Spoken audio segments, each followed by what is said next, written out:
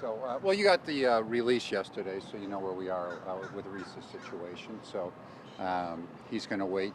He'll get a second opinion of somebody looking at it, but it's clear that there's the tear uh, of the ligament. So, he will need to have surgery on it, and I'd be shocked if he doesn't. And that will put him out with something, unless something totally unforeseen happens for the season. I mean, that's what we're planning. So, it's very unfortunate. For him, for us, we really feel for him. He's the ultimate gamer, given everything he's possibly got, but so we feel terrible for him. But it's a situation we also now have to react ourselves. I think from our position, we have meetings that were already scheduled for 1 o'clock today with our staff to go over some decisions to be made. So there'll be a lot of topics that we'll discuss. This will actually have an extra topic. But I do feel comfortable to say that we like Derek Hall a lot, so we feel that he'll get the majority of the playing time at first base. Now, how much he gets, that's of course be up to Rob, but we think he's ready to step up and be a big league player, and so he's a guy that will look to get the majority of those at-bats with him. Rob said yesterday one of the good things is that it's been a very competitive camp, and a lot of guys have come forward and played well. Yes, no, there's no question about it. I mean, we have looked at, we had 11 set guys, which we've talked about on our roster. Rhys was one of them, so now you have to go to 10. And then we had 5 guys that were battling for a couple spots. Now they're battling for 3 spots. But they really have all done very well, the extra guys. And so when I say those extra guys, those extra 5 guys for the 2 spots. So one of them being Derek, which now makes that 4 and for 2 spots. But we like all the guys there. Now, I'm not saying that you can always get better. Well, you keep your options open, but we're also in a spot where I know comfortable we feel with Derek playing at first base, and we'll just see if we do anything. I would gather that at this point you keep an open mind since it just happened, but we are comfortable with the players that we have from a depth perspective. They've had a good camp, and they all can contribute to our club in some fashion. David, I imagine you've spoken to Rhys. Oh, yes. How's his spirit? Well, he's down. I spoke to him yesterday after the game. And after everybody left, the doctor was still here, and I was here with the trainer and with Paul Buchheit and Rob and Sam Fulton. We spoke to him again, and then I spoke to him again last night because I just wanted to make sure he had a chance to tell his loved ones, which would have happened before it was announced. And so, the way to say, he's a strong individual. He sort of takes things matter-of-factly in the sense that. Okay, I've got to tackle this, and I'll come out of the other side being better for it. But he's downtrodden. It's understandable. He's in great shape. He's been having a good spring. We've got a good club. He means a lot to us. So I think he was really looking forward to being part of that this year. And not that he can't be part of it but it'll be in a different fashion. Are you able to share who's performing this, or who's going to be giving the second opinion on him? I do not have the doctor. It's a guy down in Texas that. So Paul, we can get that number, but I don't even know the person's name. And the surgeon who's going to be. He does not know that yet. He hasn't even decided yet. So the Boris Corporation is the one that mentioned that name for us to use in Texas. So that's why I'm not as familiar with them. Okay. But I know it's in Texas. It starts with an S, and it's come from the Boris family. David, the reality with Rhys is he's in a contract year, and you have people behind him, and he wasn't signed past this season. Is there a possibility that's the last we see of Rhys Hoskins in a Phillies uniform? Well, I don't know that it's a time to speculate about that at this time. It's a tough time for him, having an injury going into a free agency year, but we'll just wait and see what happens.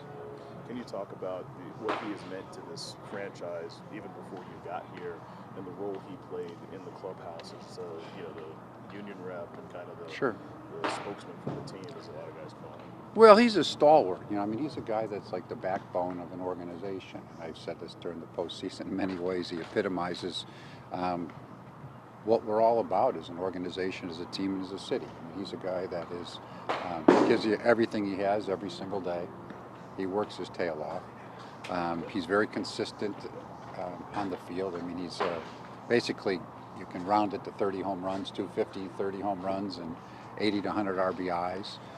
He gets on base, he walks, he's respected in the clubhouse. He's a player rep. I work with him, so I get to know him more. He's a pillar in the community. He's involved in charities in that regard. He and his wife Jamie, so he's that. And yet, this is not negative, but he's not the perfect player because, like we said during the postseason, well, he'll strike out at times. He's a little streaky. He's not the Gold Glove defensive first baseman, but he's what we're all about. He's grit. He's determined.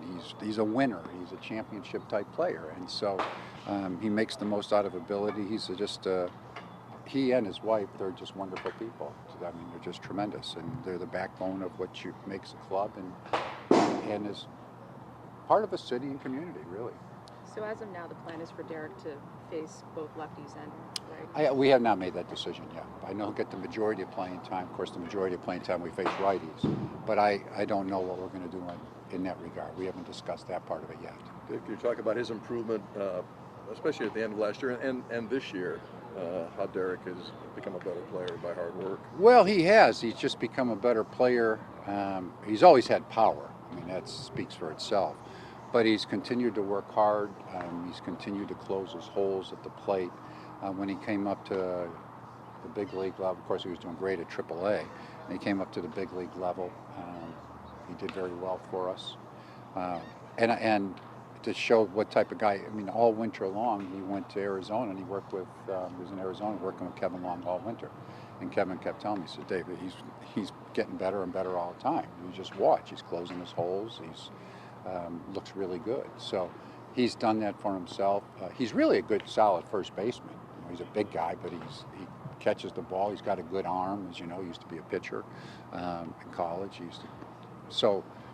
He's really done a lot for himself. He's also a well-respected person in our organization and in the clubhouse.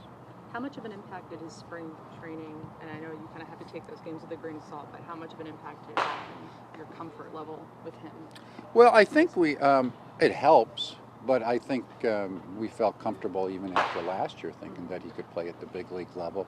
The problem we were running into, which I don't know what we were even going to decide, because that's what we say. We all think that he's ready to play in the big leagues. We all think he can contribute. He's hit better this spring versus left-hand pitching. Hardly had any exposure versus left-hand pitching at the big league level last year. But how were we going to split the playing time? Right. How were we going to do that with Rhys at first base? And then you got some guys, of course, Schwartz, you want the DH at times early in the season before Bryce comes back. So where was the playing time going to come? And that was a decision. Some of the stuff we're going to talk about this afternoon, and we've talked about that all spring long, but haven't had to make a decision, but it was time that we were going to have to.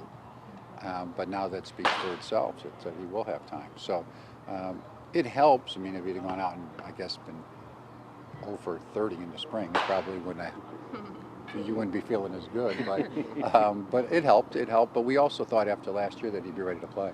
Would you be open to maybe platooning him with Bohm, switching Bohm between first and third? Yeah, I think we're open to a lot of things at this point, but before I speculate on them, because Rob Thompson has to drive. It just happened last night. We haven't even had a chance to talk to our players about some of the scenarios that may exist. I think it's much better off some of those questions waiting till later on.